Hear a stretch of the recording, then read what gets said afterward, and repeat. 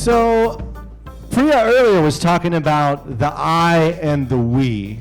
This idea that, the act of facilitation is thinking about where you sit between the I and the we. What I'm going to talk about, and what I want us all to explore together right now, is the I in the we. So how do you show up, and what's affecting how you show up? But before we do that, I want to talk a little bit about where I work. I work at the U.S. Digital Service. I started there recently. This is Matt Cutts. Earlier you saw in Ben and Marty's presentation, they talked about our mascot being the crab. So I'd like to try and experiment with you right now. I'm going to show you how we applaud at meetings. So at meetings at the U.S. Digital Service, we do not applaud. We do not clap our hands. Instead, we make the crab sign. So everybody do this. All right? So today, for the next 20 minutes, when you see somebody doing this, start doing it. All right? Because it's going to get loud. We're all going to start talking in a minute. And this is how it's. Do this? Everybody does this? We stop talking. All right? Now, I am a designer. I have been a designer for about 25 years. Part of that design work is facilitation. And as a designer, I think, we've seen lots of examples of the design process and the double diamond and many other diagrams. But inherent in all of this, and something that Brian talked a lot about, is the idea of design as a way of learning about someone else and then trying to design for that person, to help them succeed at a task, to help them find either an emotional or functional goal by learning more about them and then designing for them. Brian talked about empathy, how to practice empathy for the people we're working with. But the reality is that I'm not even talking about before age 20 things that affected you. I'm talking about even before age 10, there are things that happen in your childhood that create biases. So as a designer, I might think, oh, I've done my user research, I've developed an empathy for my audience, and now I'm going to make some decisions and choices about what I design. There are still a lot of biases at play when I'm making those decisions. And as a facilitator, you are also biased when you make decisions in real time when you're facilitating a group. In my book, I explored a couple of different biases that I think. There's lots of ways that they manifest, but there are a few that I think if you think about how you might be biased to behave a particular way, and then you examine, does that bias affect the outcome of the room that you're facilitating? It enables you to be more effective and kind of figure out different ways of approaching problems that might be outside of your comfort zone. For example, we've been seeing some awesome improv today. Let's hear it for the improv. We're saving the clapping for something special. No, it's okay. It's okay. It's good. I like the energy. Let's give it up. How about this? Let's try this. Let's give it up for Patricia. Let's give her real applause, who's doing the sketching. So we were saving it for something special. I think some of us are biased towards improvisation and facilitation. We're more comfortable walking in a room, dropping a question like a bomb, and then observing what happens and seeing where does the room go, and I'm going to react to that energy. And I think there are other people that are more comfortable being very scripted. Earlier Dan was talking about people bring him their agendas, and they say, tell me, is this a good agenda? The fact that they need to make an agenda means they're going to be more comfortable working towards a script. And the thing about scripts is that they make meetings really brittle, right? If you think about going into a big workshop, let's say with 100 plus people, and you've got a very specific script and something goes wrong, not even talking about technical things, let's just say cognitively you've made an assumption that a group is able to do something they are not able to do. That meeting has broken. And if you're not able to improvise, if you're not comfortable improvising, you're not going to be as successful in making that meeting turn in a different direction, the direction it may want to or need to go. But there are certain situations that improvisation works really well in. If you have a team that's got mature relationships, improv is great. Approaching a meeting with a very open canvas. But if you don't have a team that has mature relationships or people aren't self-starters, you might need that script to fall back on, okay? So on your table is a worksheet. Everybody should have a pile of these worksheets in the middle of the table amongst all the other detritus that's on the table. I want you to grab a pen. And I want you to look at that scale between improvisational and scripted. And just look inside your heart, feel your gut, and circle the number that represents you. Where you are most comfortable, where if you had no constraints, the way you would approach a meeting. And just circle that number. It could be a 1 or a 5, a 2 or a 4, or it could even be a 3 if you're not sure. Or if you think you do both well, you're comfortable in both spaces. Another way we bias as facilitators is we kind of bias towards the visual or the spoken. Let me tell you a story about before I was 10 years old. So I grew up in a very conflict-heavy household. My parents had a lot of conflict when I was growing up, and it became very volatile. So when we were talking, I felt like things were more stable. I felt more comfortable. And as a result, when I'm in a conflict situation, I tend to talk more. I actually bias towards being more of a spoken facilitator than a visual facilitator, even though my background is in design, capital D design, not necessarily graphic design, although it's a little bit of that too. But some people, if you describe a problem to them, like, we're trying to change this thing in this organization, the first thing they do is they go to the whiteboard and they draw. So graphic facilitation, both facilitation capture, which is what Patricia's doing, but also just generally using graphic facilitation to elicit discussion, to get people to express themselves. It's great for designers, and there are tons of amazing books that you can pull from to learn how to do this. But it doesn't work in every organization. So now, go to the sheet. Where are you? Are you someone who approaches facilitation from a more verbal disposition? Or do you tend to visualize things and hope that gets the results that you want?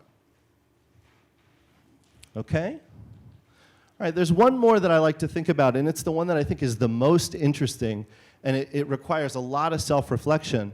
I think as facilitators, generally, the facilitators that I meet, the people who geek out about facilitation, are more likely to fill space. Recently, I heard about a device, and you can see this in remote meeting software too, a device where you wear a little screen, and while you're talking in a meeting, there's a number on that screen that represents the percentage of time you have taken up in the conversation. Right? That is a device you can find and introduce into your meetings if you want. I think as facilitators, we tend to fill space. And I know personally, from my childhood, silence kind of felt uncomfortable to me. I felt really nervous if things got too quiet for too long. So I might want to fill the space to move things forward. That's where I'm more comfortable. But some people are more like Jedi facilitators. And one of my favorite friends who's a Jedi facilitator is this guy named James Macanufo. James used to work at a company called Explain. He co-wrote a book called Game Storming, which if you're a meeting facilitator and you haven't checked out Game Storming, it's a great book. James is the kind of person who can go into a room, go into a team, and say, you know, I think the problem is this. What do we make of this? And then step back and let the meeting emerge and observe and wait for the right time to contribute and help the group move along. You know, if you think about the difference between holding a steering wheel tightly and kind of sitting by the side of the steering wheel and just kind of poking at it every once in a while.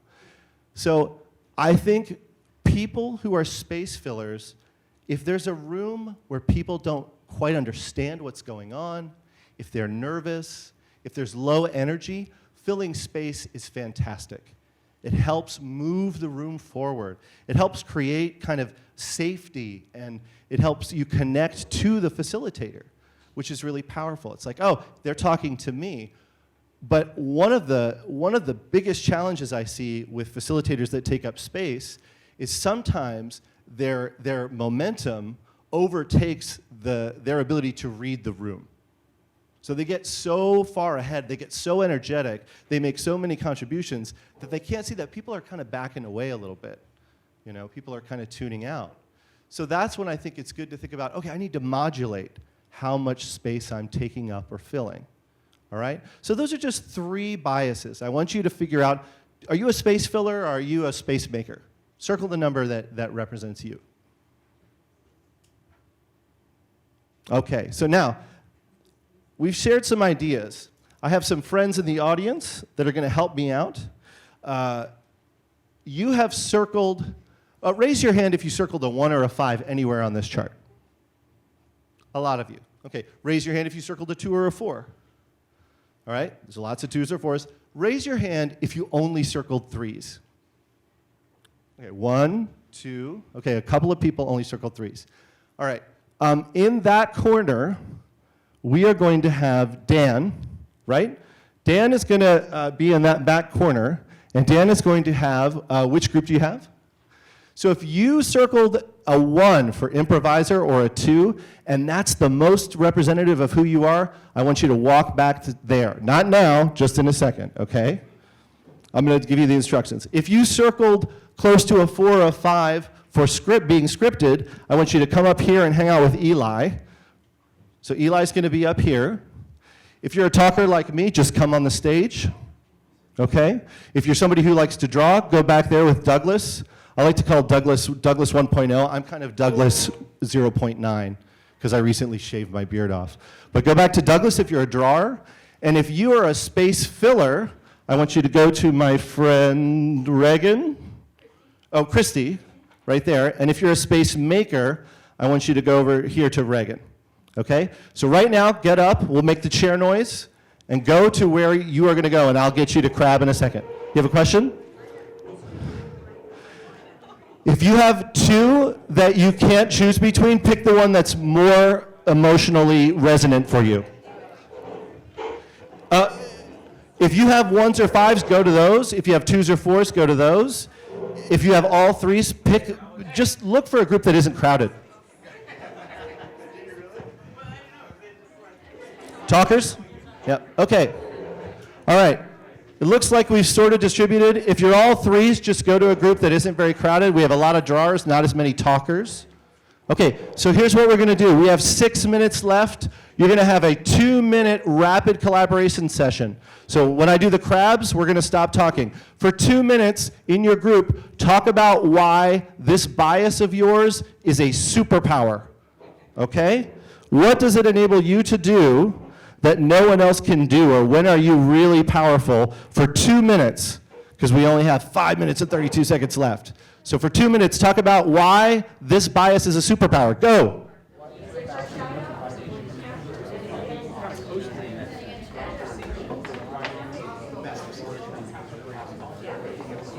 Okay, you have 2 minutes left. For the next 2 minutes, I would like you to talk about why this bias that you have, the way that you are, is your kryptonite.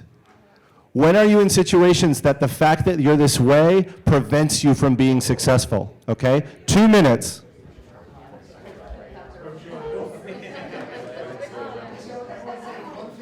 All right, that's time.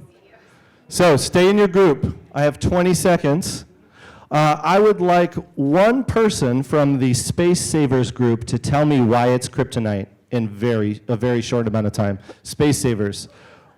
Oh, Space Savers. Yeah. No, it's okay. Your tendency is to fill space, so it's fine. What is one area where it's kryptonite for Space Savers? We didn't feel we could control the energy of the room, and so a meeting could go off rails if we couldn't bring back up the energy. Right. So being people who make space, they have a harder time controlling the energy of the room. Is that kind of, yeah. Well, this is for you. Thank you. This is a copy of my book. So listen, I did not have the ability to carry as many books as I would like to Texas from Washington, D.C., but I do have a discount code for you if you're interested. Now, before we go, because I'm out of time, look across the room. So we need to look at the drawers. Drawers need to look at the talkers. Space savers and space makers look at each other. And scripters and improvisers look at each other. What I challenge you to do is in the next 4 weeks, pick one meeting and imagine and try to sit in the other side of that room for the meeting. So somebody who's a scripter, you're going to improvise within the next month some meeting that maybe feels maybe not too high stakes, not too low stakes, but a meeting that you're going to try to improvise entirely. Somebody who makes space a lot, you're going to try to fill space and create energy. Try it one time and see how it feels, okay? Thank you so much for your time. I know I'm over time. I'm sure we'll distribute these slides, but if you'd like 20% off my book in any format, Rosenfeld was nice enough to make this discount for all attendees of this conference. And again, thank you so much for hanging out with me today. I really appreciate it.